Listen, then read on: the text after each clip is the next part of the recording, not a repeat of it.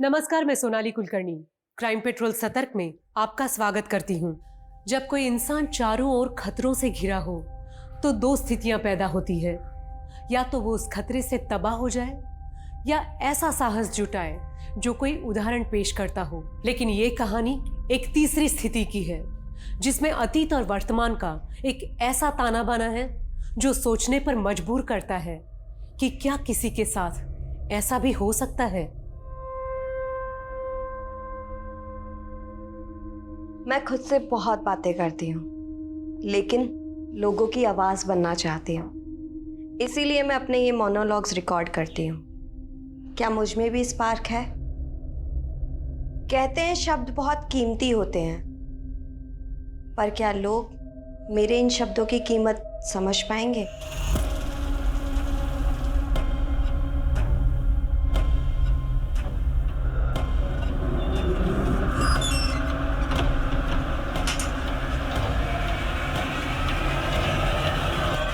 Police control room. इस वक्त की सबसे बड़ी खबर राजपुर रोड से आ रही है, जहां पर एटीएम कैश ले जाने वाली वैन को लूट लिया गया है। कहा जा रहा है कि इस वैन में तकरीबन 10 करोड़ रुपए कैश था।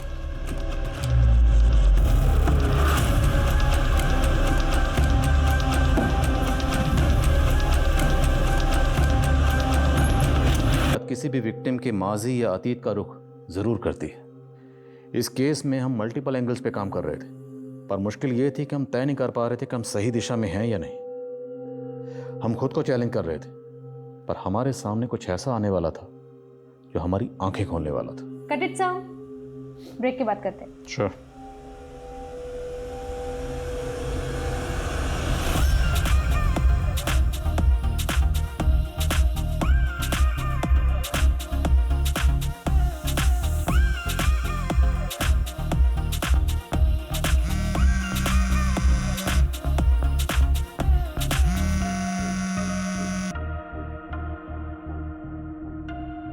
Hello hello hello. हाँ सर, मैंने अपने सोर्सेज से पता किया है, ये इन्फॉर्मेशन एकदम करेक्ट है। सर, एक इलीगल आर्म डीलिंग होने वाली है एक नॉन पॉलिटिशियन और गैंगस्टर के बीच में। सर प्लीज़ मुझे ये स्टोरी कवर करनी है, और सर मैंने स्टिंग की तैयारी भी कर ली है। Thank you so much sir. क्या हुआ उजाली, तुम पार्टी से इतना दूर दूर क्यों भाग रही हो? मुझे और गौतम को साथ में देख के जेलसी हो रही है? वैशाली, मेरी लाइफ में ना इन सब फालतू बातों के अलावा भी बहुत काम है। फालतू बातें? याद है तूने बेट लगाई थी कि गौतम तुझे प्रपोज करेगा, लेकिन वो तो मुझसे शादी कर रहा है। क्या कर रहे हो तुम लोग यार? पार्टी में आया शिखर वार्ता में।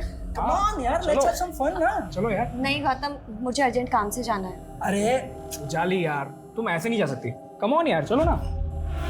करण, मैंने बोला ना मुझे अर्जेंट काम से जाना है। I have to go. How rude. इसे क्या हो गया? लीव यार, चलो एंजॉय यार।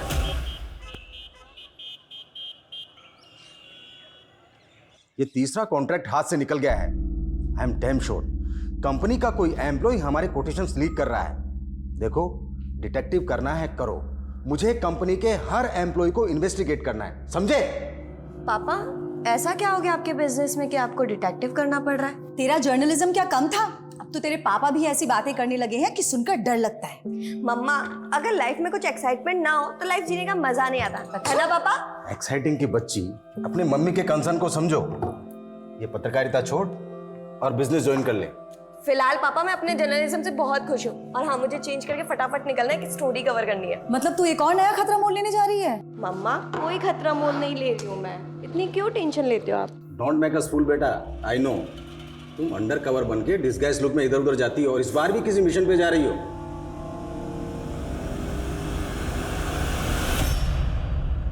I will expose him. I will expose him. After all, it's a matter of national security. I will expose him.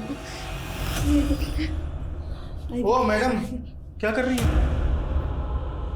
खाना बनाने को बोला था, बीरबल की खिचड़ी नहीं। क्या बात कर रही है? किसी लायक नहीं है तू। ना तू पति के पेट की भूख शांत कर सकती है, ना शरीर की। चल।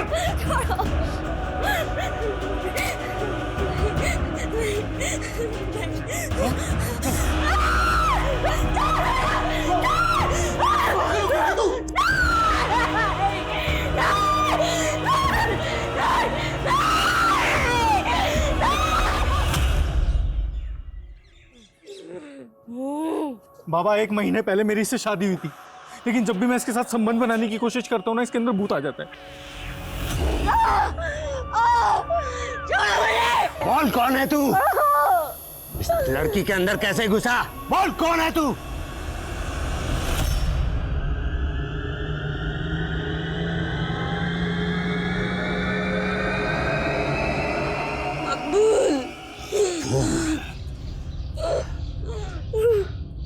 तेरी बीवी के अंदर मकबूल का भूत है। बाबा आप इसका भूत निकाल सकते हो क्या?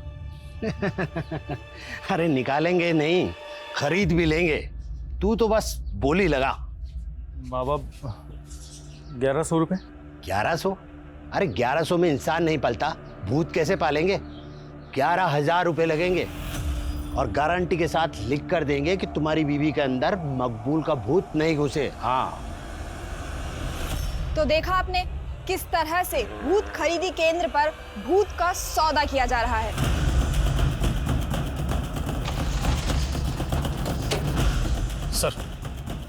सर कोई इस लड़की को यहाँ अर्थी पे छोड़ गया। पूजा खोलो जरा। मार्क्स हैं और बॉडी पे इस तरह के मार्क्स हैं जैसे इसे टॉर्चर किया गया हो। सर इसका मतलब लड़की को मार के इसकी लाश को यहाँ डंप किया गया। एरिया में जितने भी शमशान हैं सब जगह पता करो, शायद इस लड़की को लीड मिले। Yes sir.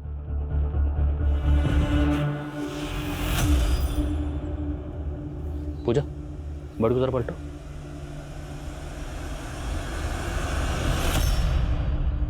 तीन साल पुराना न्यूज़पेपर, कौन हो सकती है ये लड़की?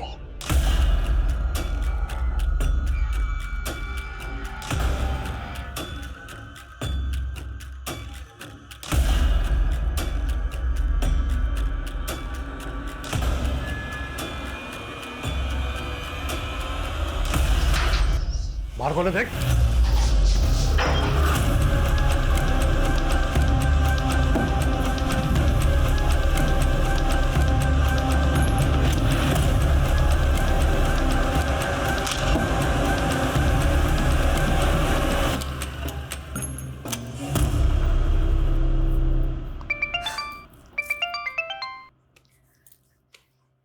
यस बॉस, काम हो गया। मैं अब भी आपको फुटेज सेंड करती हूँ।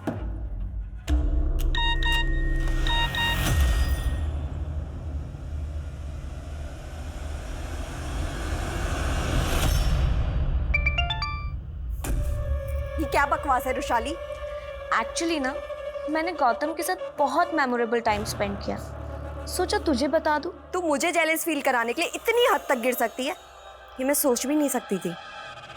तू रुक, अभी मैं गौतम को पूरी सच्चाई बताती हूँ कि तू कितनी गिरी हुई लड़की है।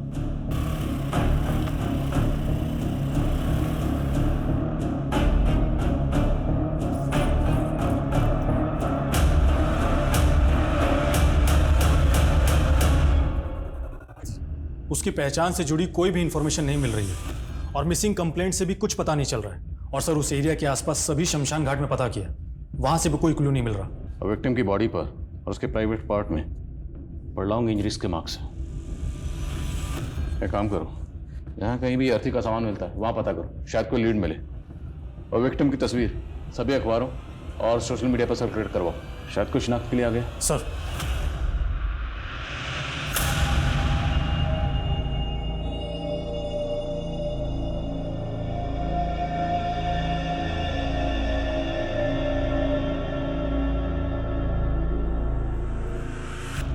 सुनीता, हाँ ये देख, ई न्यूज़पेपर में क्या छपा है? ये अज्ञात लड़की की लाश वाला है। अरे नहीं, ये देख, ये जिंदगी वाला। ये सुरेंद्र श्रीवास्तव नाम का आदमी अपनी बेटी के लिए घर जवाई ढूंढ रहा है। हाँ तो अरे तो मतलब मैं चांस लेके देखूं, हो सकता है मेरी शादी उसकी बेटी से हो जाए। हेलो, कालानगर पुलिस स्टेशन, आप कौन बोल रही हैं? सर मैंने ही आपको फ़ोन किया था। जिस लड़की का फ़ोटो आपने अखबार में छापा था वो हमारी पड़ोसी है, वो अपने पति के साथ यहाँ रहती है, पर कुछ दिनों से उसके घर में ताला लगा है सर।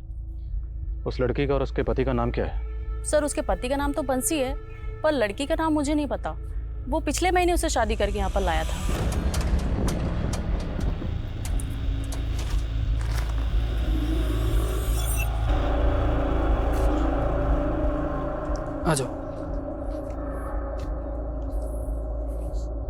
डरो मत, इधर।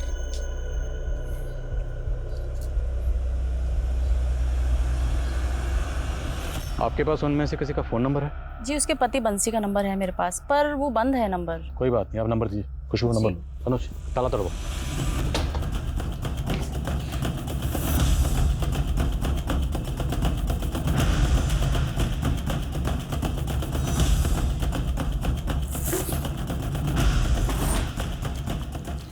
सर, बंसी की पासबुक मिली है।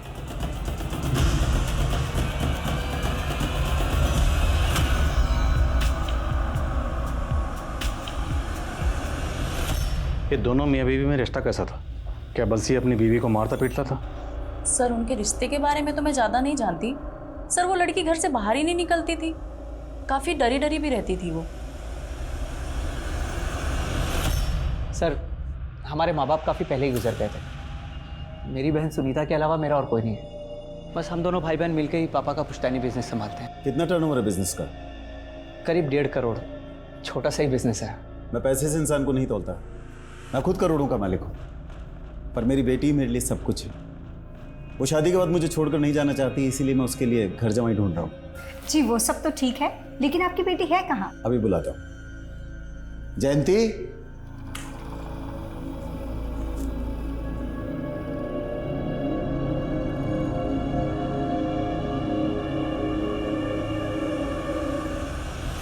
सर, बंसी की ट्रांजैक्शन से पता चला है कि उसके अकाउंट में चौधरी ट्रांसपोर्ट से फंड ट्रांसफर होता था। मैंने चौधरी ट्रांसपोर्ट में पता किया, वो वहाँ पे एक ड्राइवर था और उसकी कंपनी वालों का कहना है कि 11 दिन पहले वो पंजाब एक डिलीवरी लेकर गया था, लेकिन अभी तक लौटा नहीं है। पता करो पंजाब में कहाँ गया था और इस वक्त वो कहाँ है। Okay sir. सर, एक लोकल चैनल न्यूज़ की क्लिप में वो लड़की दिखाई दे रही है जिसका मर्डर हुआ था।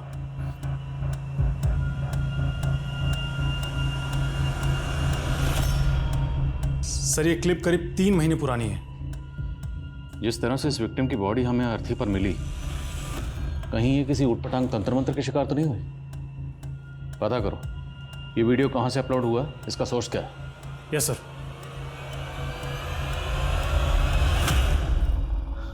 बेटा, शादी पक्की करने से पहले मैं तुमको अपने परिवार की एक रस्म के बारे में बताना चाहता हूँ। पापा अभी सिर्फ रहने दीजिए ना। अब बेटा रस्म है तो निभानी तो पड़ेगी ना। नहीं, प्लीज़ बताइए ना क्या रस्म।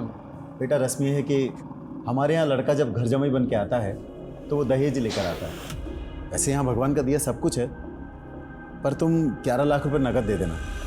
उस पैसे से मैं तुम दोनों के नाम से दान पुण्य कर दूंगा। देखा, मुझे पहले ही लगा था अखबार में घर जमाई का ऐड देने वाले लोग फ्रॉड होते हैं, और अब अगर इन्हें पैसे दे दिए तो ये हमें चपेट लगा के निकल जाएंगे।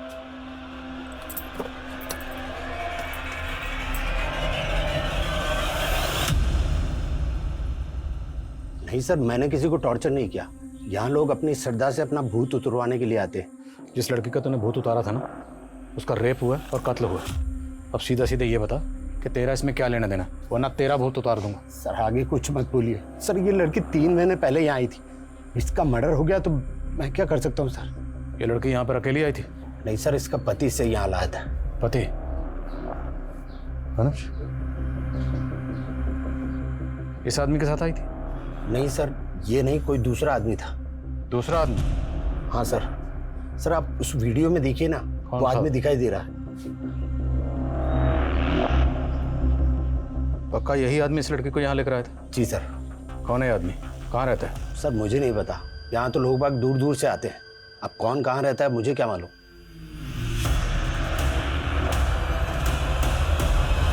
कहा जा रहा था उजाली पे किसी मकबूल नाम के भूत का साया था, लेकिन ये मकबूल वाकई कोई भूत था या ये गुनाहों को छिपाने का कोई षड्यंत्र था। एक तरफ कहा जा रहा था कि उजाली बंसी की पत्नी थी, लेकिन अब पता चला कि उजाली की मौजूदा जिंदगी का परिवेश उसके अतीत से एकदम अलग था।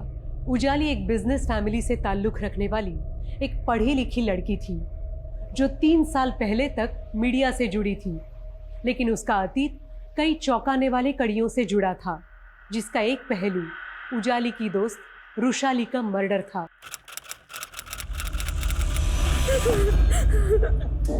क्या हुआ उजाली, तुम रो क्यों रही हो? क्या हुआ बेटा? बोलो ना, बोलो बेटा।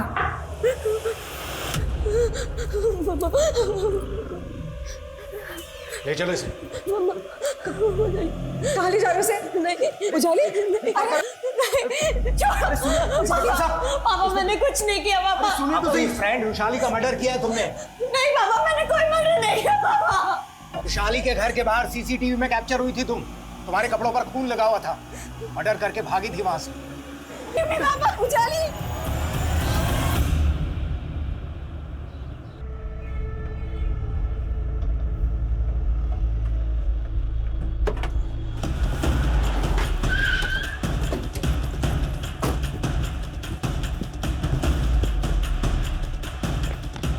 मैंने कुछ नहीं किया, मैंने कुछ नहीं किया, मैंने कुछ नहीं किया साहब, मैंने कुछ नहीं किया साहब। मैं तो मेरे काम से पंजाब गया हुआ था साहब।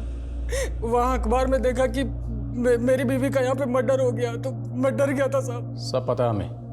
तो एक लंबे अरसे से अपनी बीवी को फिजिकली और सेक्सुअली अब्यूज कर रहा था। तूने उसको नहीं साहब, हमारे तो शादी के बाद भी शारीरिक संबंध नहीं बने थे साहब। मैं सच कह रहा हूँ साहब। अभी 15 दिन पहले तुम उसको सही सलामत छोड़ के गया था साहब।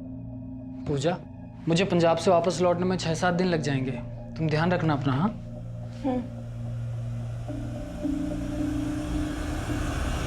सब आप चाहे तो पता कर लीजिए।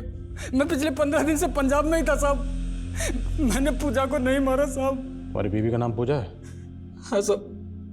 कहाँ की रहने वाली थी? परिवार में कौन कौन है? उसके परिवार का कुछ पता नहीं था साहब। तेरी बीवी थी, वो कहाँ की रहने वाली थी? परिवार में कौन कौन है? तुझे कुछ नहीं पता?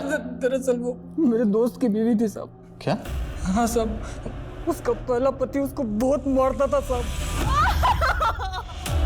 1000 रुपए खर्च किए तुझे मैंने, लेकिन तू वैसी की वैसी नहीं। अभी मैं उतार दूं तेरा। ये क्या कर रहा है निरंतर? वो मेरी बीवी है ना? तू कौन होता है बीच में बोलने वाला? हाँ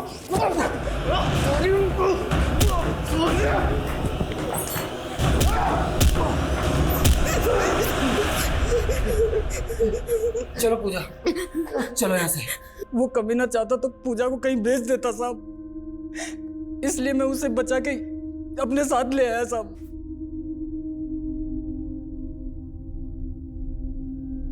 पानी, डरो मत पूजा। मैं तुम्हें तुम्हारे परिवार के पास पहुंचा दूंगा। बताओ, कहाँ रहता है तुम्हारा परिवार? पूजा ने मुझे कुछ बताया नहीं साहब, और इसलिए उसे सहारा देने के लिए मैंने उससे दूसरी शादी कर ली।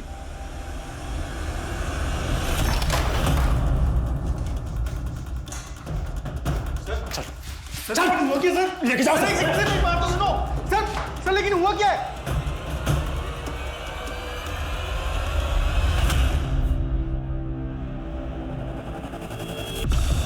साहब वो बंसी झूठ बोल रहा है साहब। सब सच ये है कि पूजा का दिमाग खराब था साहब।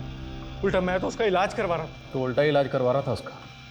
काफ़ी लंबे अरसे से उसको टॉर्चर कर रहा था और उसे फिजिकली और सेक्सुअली अब्यूज भी कर रहा था। साहब सच बात तो ये है कि मैं कभी पूजा के साथ फिजिकल रिलेशन बना ही नहीं पाया साहब। मैं जब भी उसके पास जाता रहा हूँ उल्टा मुझे मारने को दौड़ती थी साहब। तो इसलिए तूने उसे मार दिया? साहब मैं क्यों मारूंगा उसको साहब? उसका दिमाग बिल्कुल खराब था। सच बताऊं तो औरत कभी मुझे समझ ही नहीं आई साहब। कभी तो गवार वाली हरकत करती थी, कभी अंग्रेजी में बड़बड़ाती थी। I will expose him.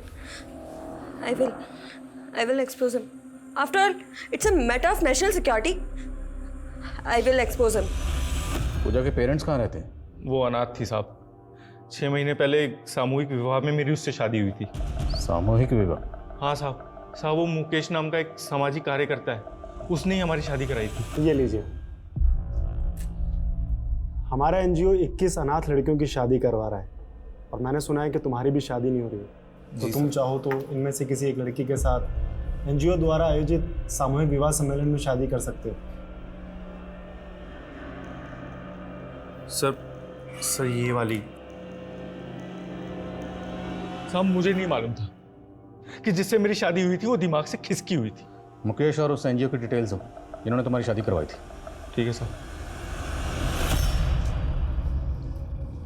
जयंती, याद है तुमने कहा था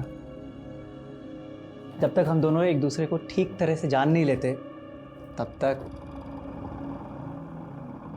किसी को जानने के लिए उसके करीब आना ज़रूरी होता है। कहीं तुम नपुंसक तो नहीं, इसलिए घर जवाई बनने के लिए तैयार हो गए? ये क्या कह रही हो तुम? जयंती, सोच के तो बोलो।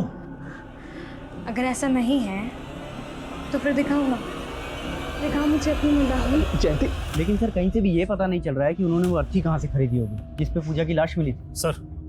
सर मुकेश का फ़ोन काफ़ी महीनों से बंद है, वो भी गायब है। और निरंतर ने जिस एनजीओ के बारे में हमें बताया था, वो एनजीओ वाले किसी भी मुकेश को नहीं जानते और ना ही कोई सामूहिक विवाह करवाते। मतलब निरंतर ने झूठ बोला, पर फिर भी ये मुकेश गायब क्यों है? और निरंतर और बंसी ने बताया कि उनके पूजा के साथ किसी तरह के कोई फिजिकल रिलेशन नहीं थी, जबकि पोस्टमार्टम रिपोर्ट के मुताबिक पूजा को लंबे अरसे से फिजिकली और सेक्सुअली टॉर्चर किया जा रहा है। सर हो सकता है बंसी और निरंतर दोनों मिलकर हमें घुमा रहे हैं, शायद दोनों ही उसका रेप करते हो। और निरंतर ने बताया कि पूजा कभी कभी अकेले में इंग्लिश में बड़बड़ाती थी। I will expose him. After all, it's a matter of national security. तो मुमकिन है कि पूजा किसी पढ़ी लिखी फैमिली से बिलोंग करती है और जहनी हालत खराब होने की वजह से गलत लोगों के चंगल में फंस गई। सर हमने निरंतर के घर की भी तलाशी ली, तो वहां पर हमें एक रसीद मिली है जिस पर किसी मकबूल भूत की खरीदी के बारे में लिखा गया है। मकबूल भूत? हाँ सर। और सर निरंतर की घर की दीवार पर ब्रेकिंग न्यूज़ लिखा हुआ था, और वहीं हमें कुछ ऐसे पेपर्स मिले हैं जिसमें कुछ इंग्लिश में लिखा हुआ है। और सर निरंतर ने हमें बताया था कि पूजा ये सब ट्रांस में आकर लिखा करती थी। ये तो किसी न्यूज़पेपर के हेडलाइन की तरह लग रहा है। विक्टिम की बॉडी हमें जिस अर्थी पर मिली थी उस पर कुछ न्यूज़पेपर थे। उन न्यूज़पेपर की हेडलाइन को इन हेडलाइन से मैच करके देखो कोई कनेक्शन बनता है। और पूजा की तस्वीर को इंडिया के सभी थानों में सर्कुलेट करवाओ। आई थिंक हमें पूजा के केस को समझने के लिए पूजा और उसकी स्टेट ऑफ माइंड को समझना पड़ेगा। Yes sir.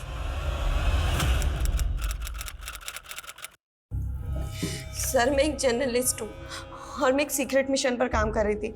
रुशाली केस में मुझे ज़बरदस्ती फंसाया जा रहा है ताकि मुझे मेरे केस से दूर किया जा सके। कहानियाँ सुनाकर तुम हमें नहीं उलझा सकती। रुशाली की मौत के वक्त तुम उसके घर में मौजूद थी।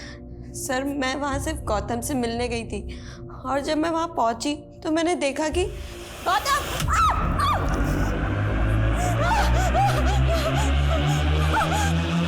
और इसी वजह से मेरे कपड़ों पर खून लग गया और कपड़ों पर खून लगने की वजह से मैं घबरा गई। मुझे कुछ समझ नहीं आया, मैं अपने घर चली गई। बस मैंने ये गलती कर दी। मुझे उसी वक्त आप लोगों को कॉल करना चाहिए था। लेकिन किया नहीं। तुम्हारा मोबाइल भी चेक करवाया हमने। ये वीडियो दिखा के ब्लैकमेल कर रही थी ना तुम रुशाली को? नहीं सर, बल्कि ये वीडियो रुशाली ने खुद मुझे भेजा था। झूठ मत बोलो। तुम्हारे खिलाफ गौतम ने भी स्टेटमेंट दिया है। सर एक बार पहले उजाली ने मुझे प्रपोज किया था, लेकिन मैंने इसी जेलसी के चलते तुमने रुशाली का मर्डर। नहीं सर, ट्रस्ट में मैंने किसी को नहीं मारा है, मैंने किसी का खून नहीं किया है सर। बेटा एनजीओ तो क्या, तो जिस मोहल्ले में रहता है ना, वहां भी आज तक कोई सामूहिक विवाह नहीं हुआ है। पूजा को कहां से लाया था बोल? सब मुकेश लाया था पूजा को मेरे पास। कहां से लाया था? साहब 51,000 रुपये में खरीदा था मैंने मुकेश से पूजा को साहब। लेकिन मेरी कोई गलत मंशा नहीं थी साहब, मेरी शादी नहीं हो रही थी और मुझे अपना घर संभालने के लिए एक औरत चाहिए थी। तो ये मकबूल कौन है? साहब वही तो वो भूत है जो पूजा में घुसा था। निरंतर और चिराग बाबा मकबूल को भूत बता रहे हैं। तो जब पूजा तुम्हारे साथ रह रही थी, पूजा ने कभी भी तुम्हारे सामने इस मकबूल का जिक्र किया था? मकबूल? नहीं सर, लेकिन अक्सर वो नींद में बहुत बेचैन हो जाती थी सर। नहीं छोड़ो, नहीं नहीं छोड़ो मुझे, छोड़ो पूजा, पूजा क्या हुआ? पूजा नींद में यासिर का नाम बड़बड़ाती थी। तो आपने कभी किसी यासिर को पूजा के साथ देखा था? मुझे नहीं पता ये यासिर और मकबूल कौन है, लेकिन कुछ तो बहुत बुरा हुआ था सर पूजा के साथ, जिससे उसकी दिमागी हालत इतनी बिगड़ गई। मकबूल और यासिर, ये दोनों कौन हैं, कहाँ के रहने वाले हैं, कोई नहीं जानता और ना ही इन दोनों को किसी ने देखा। और अभी तक की तहकीकात के मुताबिक मुकेश ही वो आखिरी शख्स है जो पूजा को यहाँ लाया था। तो मुकेश के कॉल रिकॉर्ड चेक करो और चेक करो क्या उसमें मकबूल और यासिर का कोई नंबर मिलता है? Yes sir.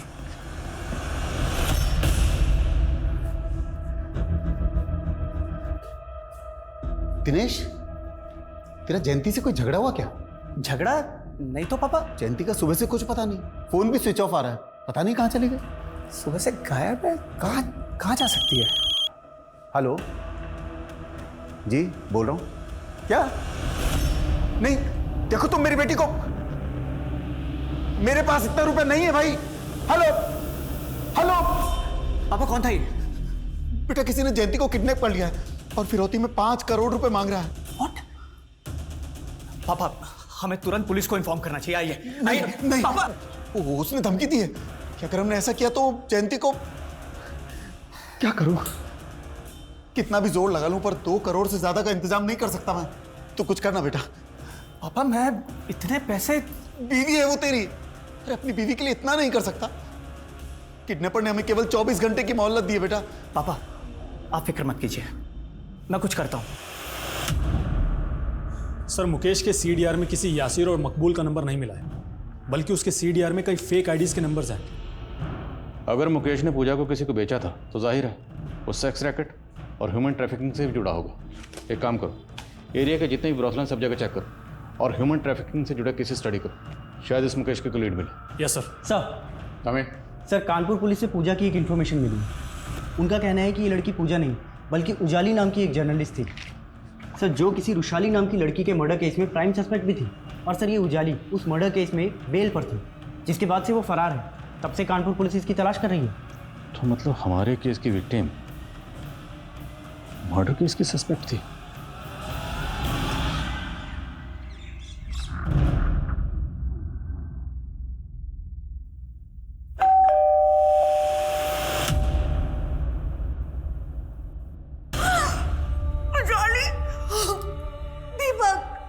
आप जानते थे कि 3 साल से आपकी बेटी उजाली कहाँ रह रही थी? सर, मैं तो खुद पिछले 3 साल से इसको ढूंढ रहा हूँ, लेकिन ये एक मर्डर केस में एब्सकॉन्डिंग है, राइट? मेरी बेटी बेकसूर थी, कोर्ट ने उसको जमानत भी दी थी।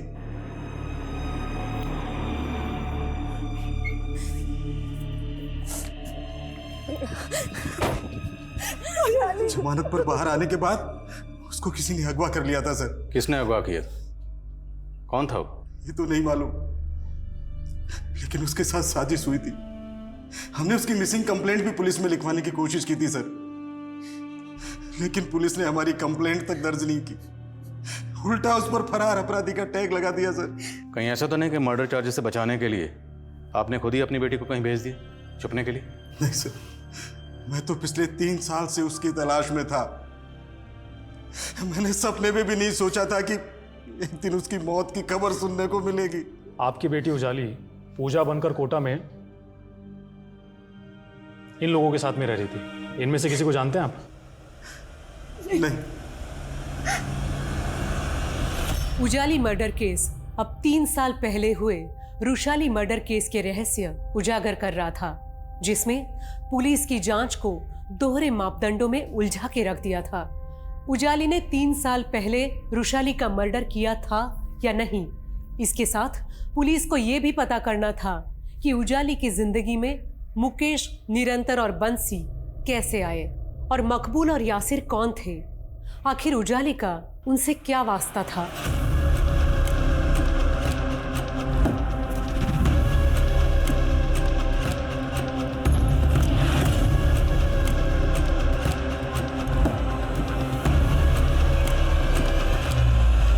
राजपुर रोड पर जो एटीएम कैश वैन लूटी गई थी, उस केस में राजपुर पुलिस ने मकबूल और यासिर नाम के इन 2 क्रिमिनल्स को जीरो डाउन किया है जिन्होंने ये लूट की थी।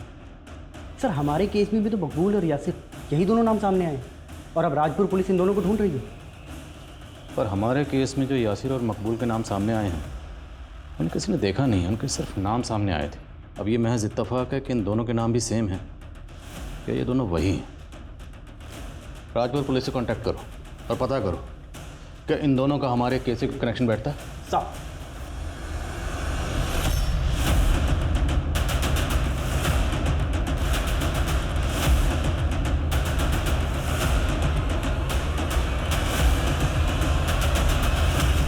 सर, रुशाली मर्डर केस में रुशाली के जिन दोस्तों के स्टेटमेंट लिए गए थे उनसे तो यही पता चला है कि उजाली हुई थी तो उसने लास्ट कॉल किसी करण नाम के लड़के को किया था। और सर, करण ने कानपुर पुलिस को काफ़ी हैरान करने वाले स्टेटमेंट दिए थे। उजाली ने जब मुझे लास्ट टाइम कॉल किया तो उसने मुझसे फेवर मांगा था। उसने मुझसे कहा कि मैं अपने क्रेडिट कार्ड से उसके बेंगलोर जाने के लिए फ़्लाइट की टिकट बुक कर दूं। लेकिन सर, ऐसा करके मैं फंसना नहीं चाहता था, इसलिए फिर मैंने कोई टिकट बुक ही नहीं की। करण के स्टेटमेंट के बाद कानपुर पुलिस ने उजाली को बेंगलोर में भी ढूंढने की कोशिश की थी। भले ही कानपुर पुलिस की ये थ्योरी है कि उजाली ने रुशाली का मर्डर किया और फरार हो गई, लेकिन रुशाली मर्डर केस में सस्पेक्ट तो रुशाली का मंगेतर गौतम भी था। अब चूंकि उजाली कहीं गायब होगी तो सारा शक उसी पे आ गया और गौतम को मिल गई क्लीन चिट। तो सर, उजाली को गायब करने में गौतम का भी हाथ हो सकता है? मुमकिन है, या ये भी मुमकिन है कि उजाली खुद ही कहीं गायब हो गई है और वो पागलपन वो सिर्फ महज उसका एक ड्रामा। आई थिंक हमें रुशाली मर्डर केस से जुड़े लोगों को भी इन्वेस्टिगेट करना चाहिए। हो सकता है उन्हीं में से किसी ने उजाली को गायब किया और उसका मर्डर भी कर दिया। नेताजी, वो जर्नलिस्ट उजाली, उसके मर्डर केस वाली पुलिस अब रुशाली मर्डर केस में दिलचस्पी ले रही है। कहीं ऐसा ना हो कि वो उजाली का लिंक ढूंढते ढूंढते हम तक पहुंच जाए। सर, उजाली 3 साल से गायब थी। अब अगर उसकी लाश मिली है तो इसका मतलब ये तो नहीं कि उसने रुशाली का मर्डर नहीं किया होगा। एक बात बताओ, तुम और रुशाली दोनों लिव इन रिलेशनशिप में थे ना? हाँ सर। तो उजाली के फ़ोन पर तुम्हारा और रुशाली का एक वीडियो मिला था, जो भेजा तो गया था रुशाली के फ़ोन से, पर हो सकता है वो वीडियो तुमने भेजा ताकि उजाली को फंसा सको। नहीं सर, मैंने ऐसा कुछ भी नहीं भेजा था। वो लड़की एक क्राइम रिपोर्टर थी। हो सकता है उसके क्रिमिनल्स के साथ कनेक्शन रहे हो जो उसे 3 साल से प्रोटेक्शन दे रहे थे। तो मतलब तुम उन क्रिमिनल्स को जानते हो? नहीं सर, मैं तो बस वो कह रहा हूँ जो यहाँ के लोकल न्यूज़पेपर्स में छपा था उजाली के गायब होने के बाद। और सर, खबरी से एक इन्फॉर्मेशन मिली है। मुकेश एक लड़की का सौदा करने के लिए दौलतपुर आने वाला है। उठाओ सर। Yes sir. अरे और कितना वेट कराएगा? कब से वेट कर रहा हूँ, लड़की कब आएगी? हाँ,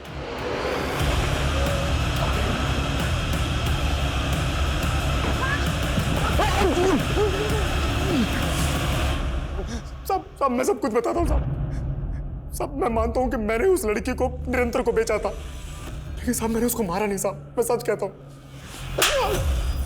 अब ये बता कि लड़की तेरे हाथ कैसे लगी थी? उस लड़की को मैंने 2 क्रिमिनल से खरीदा था। वो लड़की उनकी सेक्स स्लेव थी साहब। उनका नाम यासिर और मकबूल है।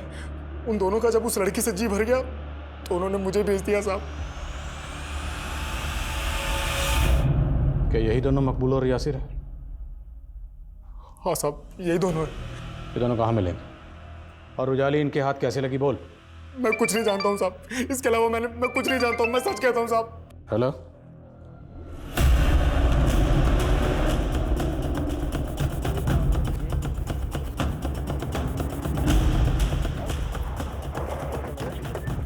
सर, एक राहगीर ने इस लड़की की लाश को देखा और उसके बाद हमें फ़ोन किया।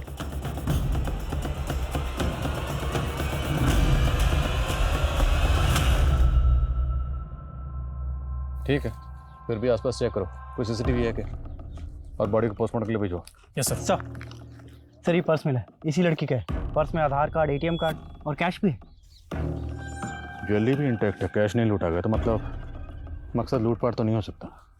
नाम क्या है? शांति श्रीवास्तव। फैमिली से कांटेक्ट करो। सर,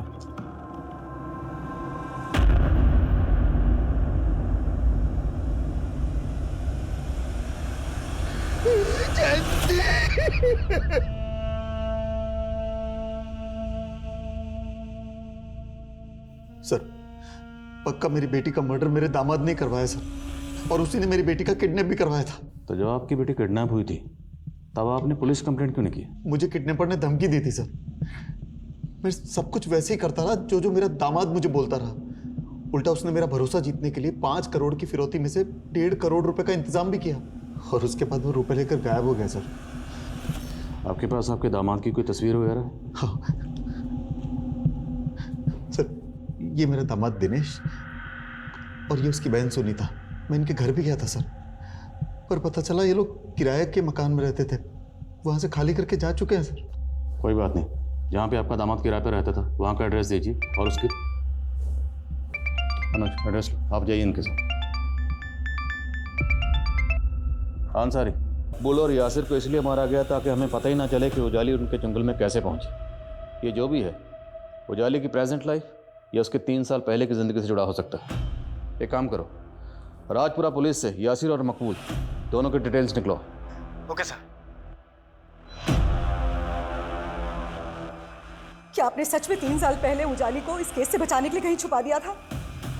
ये क्या बोल रही हो तुम सुमन? अगर आप उसे बचाना चाहते थे तो फिर उसका मर्डर कैसे हो गया? किसने मारा उसे? किसने मारा मेरी बच्ची को? हाँ ठीक है, जैसे पता चलता मुझे बताओ। सर मैं जयंती के फादर को जयंती की ज्वेलरीज और कैश हैंड ओवर कर रहा था तो उन्होंने उसमें से रिंग लेने से मना कर दिया।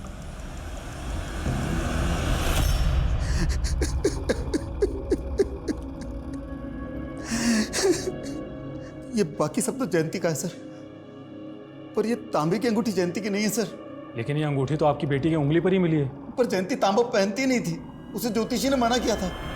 अगर जयंती तांबे की रिंग नहीं पहनती थी तो फिर ये तांबे की रिंग उसकी उंगली में कैसे आई?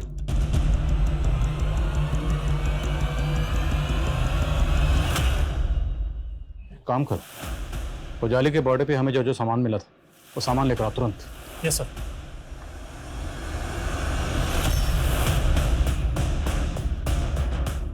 Exactly same. अब क्या ये महज इत्तेफाक है कि दोनों विक्टिम्स ने सेम अंगूठियाँ पहनी हुई थी, या फिर इन दोनों केसेस की कहानियाँ इन दो अंगूठियों में कहीं छुपी हुई हैं? तो मतलब जयंती और उजाली का केसेस आपस में कनेक्टेड है और पूरे चांसेस हैं कि दोनों का कातिल कोई एक ही है। दिनेश और सुनीता के कुलीग? सर फिलहाल तो उन दोनों के बारे में कुछ भी पता नहीं चल रहा है। जितनी जल्दी हो सके पता करो, और ये भी पता करो क्या उजाली का इन दोनों से कोई कनेक्शन था। और हाल फिलहाल में जितने भी इस तरह के मर्डर केसेस हुए सब स्टडी करो, चेक करो क्या उन केसेस में कोई ऐसा केस है जिसकी सिमिलरिटी हमारे केस से। Okay sir.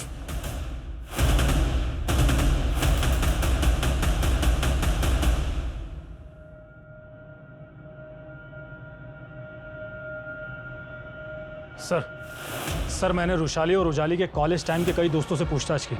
सर पूछताछ में एक नया ही एंगल सामने आया है जो कि करण के खिलाफ जाता है।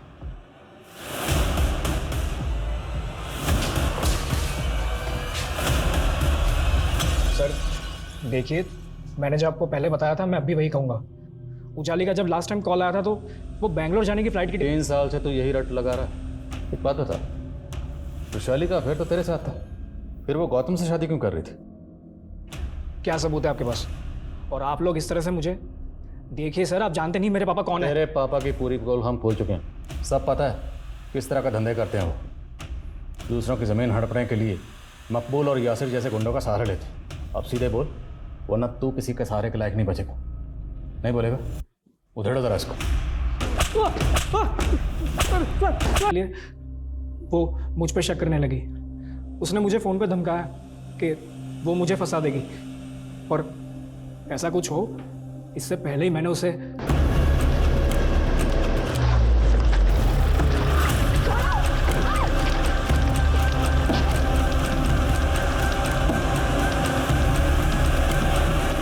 सर मैंने उन दोनों बेवकूफ़ों को बोला था कि उजाली को मार के गायब कर दे, लेकिन पहले उन दोनों ने उसके साथ मज़े किए, फिर पैसों के लालच में उसे बेच दिया। और यहाँ आप लोग रुशाली मर्डर केस में लग गए तो मुझे लगा कहीं मैं ना फंस जाऊँ, इसलिए फिर मैंने उन दोनों को भी मार दिया। एरिया के 3 मर्डर केसेस के बारे में पता चला जिसमें विक्टिम की उंगली पर ठीक वैसे ही तांबे की अंगूठी मिली थी और सभी औरतें थीं और सबको गला दबा कर मारा गया था। और तीनों केसेस में क्रिमिनल की लीड? हाँ सर एक विक्टिम को मर्डर से पहले एक लड़के के साथ में देखा गया था, उसका स्केच भी बना था। सर आज तक इस लड़की की पहचान नहीं हो पाई है। सर ये दिनेश और सुनीता तो बहुत पहुंची चीज़ निकले सर। सर ये दोनों भाई बहन नहीं हैं बल्कि पति पत्नी हैं, और इन्होंने कई शहरों में कई फ्रॉड किए हैं सर। दिल्ली, गुजरात और एमपी की पुलिस इन्हें कई सालों से ढूंढ रही है। देखा स्वीटहार्ट, कैसे 11 लाख देके मैंने करोड़ों अंदर कर दिए। सो अब क्या प्लान है? जाने मन अगला प्लान ये है कि इस बार मैंने शादी की थी, अगला बकरा किसी लड़के को बना के उससे तुम शादी कर लेना। क्यों?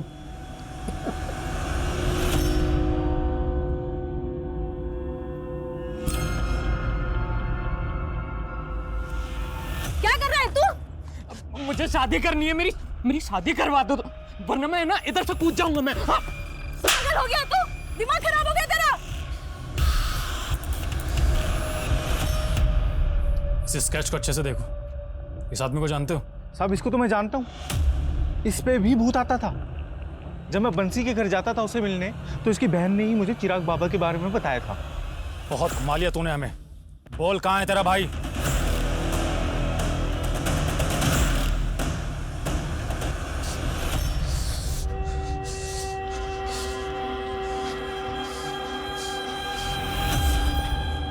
शादी नहीं करेगी ना मुझसे? शादी नहीं करेगी मुझसे? शादी नहीं करेगी? मैंने किसी को नहीं मारा साहब, वो मेरे बाप ने इन सब का मर्डर किया। कम से कम मरने के बाद तो अपने बाप को सुकून से रहने दे।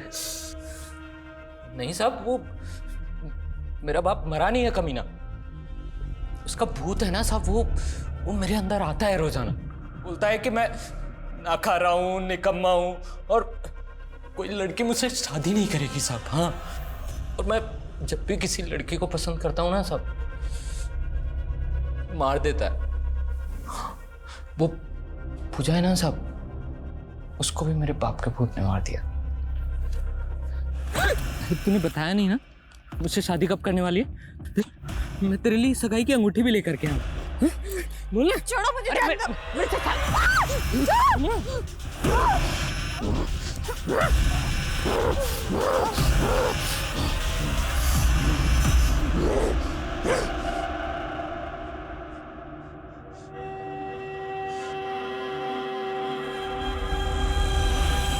तूने पूजा की लाश को अर्थी पर क्यों रखा था? मैंने जब उसको मारा था ना साहब, तो वहाँ एक अर्थी पड़ी थी, लावारिस। हाँ, तो मैंने बांध दिया साहब, सोचा कि मुक्ति मिल जाएगी उसको, बस ऐसे ही। और जयंती, उसको क्यों मारा? उसके बाप ने इश्तिहार दिया था शादी का, और जब मैं पहुंचा ना वहाँ पे तो शादी हो चुकी थी साहब। फिर मैंने एक दिन देखा कि उसका जो पति है ना साहब, वो उसको है ना कार से बीच रास्ते में छोड़ करके भाग गया था।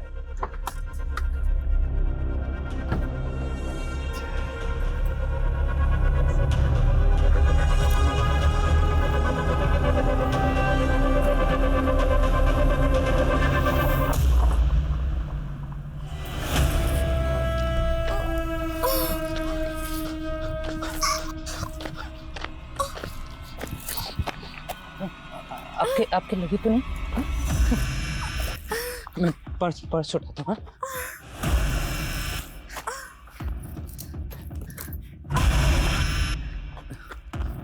पति था ना तुम्हारा? हाँ? एक काम करो, तुम मुझे छोड़ दो। हाँ, मुझसे शादी कर लो। हाँ, मुझसे शादी कर लो ना। क्या बोल रहे हो? अरे मुझसे शादी कर लो ना। मुझे छोड़ो, छोड़ो मुझे।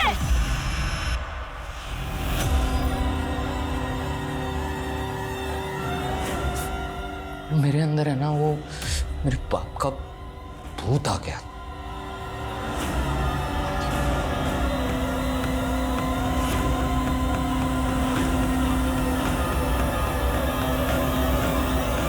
आप ना मेरी शादी करवा दो, फिर कोई नहीं मरेगा। शादी नहीं, तेरी बर्बादी होगी।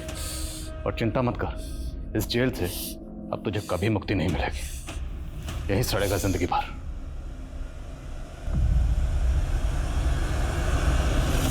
Ready? Shall we take? Yeah, ready? Roll. Rolling. Action. हर जुर्म का कोई ना कोई आफ्टर इफेक्ट जरूर होता है, जिसका असर विक्टिम के साथ साथ उसके घर वालों को भी भुगतना पड़ता है। और साथ ही हर केस हमें भी कुछ ना कुछ जरूर सिखाता है। रुशाली मर्डर केस की तहकीकात कई सवाल खड़े करती है, जिसमें एक सवाल यह है कि आखिर क्यों उजाली को 3 साल तक गुमनामी की जिंदगी गुजारनी पड़ी, जिसका खामियाजा उसे शवेंदु जैसे मुजरिम के जुर्म का शिकार होकर करना पड़ा। कोई भी तहकीकात जब तक अपने सही अंजाम तक नहीं पहुंचती, उसका असर इतना ही भयानक होगा। इसलिए हम चाहते हैं कि दिनेश और सुनीता जैसे मुजरिमों को जल्द से जल्द गिरफ्तार करें, ताकि किसी और बेगुनाह का अंजाम जयंती और उजाली जैसा ना हो। ये केस हमें ये सोचने पर भी मजबूर करता है कि भूत प्रेत जैसे अंधविश्वास अक्सर गुनाहों को फैलने फूलने का मौका देते हैं। शिवेंदु को मानसिक उपचार की जरूरत थी। अगर उसे एसाइलम भेजा जाता तो शायद इस केस में ये स्थिति पैदा नहीं होती। अब मैं सोनाली कुलकर्णी आपसे विदा लेती हूँ। फिर मिलेंगे एक नए केस के साथ क्राइम पेट्रोल सतर्क में। तब तक अपना और अपने परिवार का ख्याल रखिए। आप जानते हैं हम सब एक मुश्किल दौर से गुजर रहे हैं। कृपया मास्क पहने, सैनिटाइजर का इस्तेमाल करें और उचित दूरी बनाए रखें। देखते रहिए क्राइम पेट्रोल।